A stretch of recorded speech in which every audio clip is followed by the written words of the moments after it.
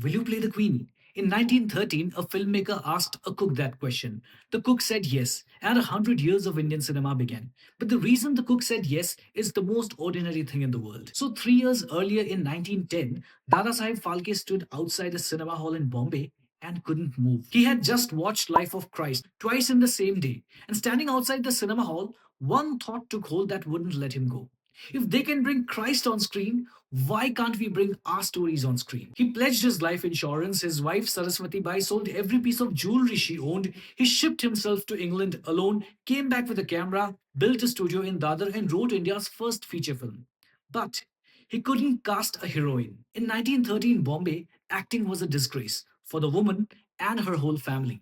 Dada Saheb asked everyone he could reach. He went to every part of the city, including the red light areas. Even those women said no. In short, every single woman in the city said no. So one afternoon, not because he was looking, just because he was hungry, he walked into a restaurant on Grant Road. And behind the counter, he saw a cook. Effeminate figure, slender hands, something about the way the man moved and held himself. Dada Saheb didn't think twice. He walked up and asked, and the cook said yes.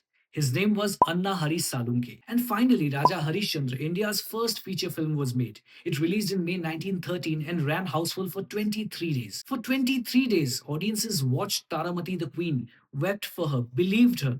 Not for a moment did they feel they were watching a man play Taramati. I know you'd want this to be a story about courage, a man playing the character of a woman. But it isn't. So Salunke was earning 10 rupees a month and Dada Sahib offered him 15. He said yes for 5 rupees more. I keep coming back to that. A man wanted slightly more money and it gave this country its cinema. 5 extra rupees. And that was all.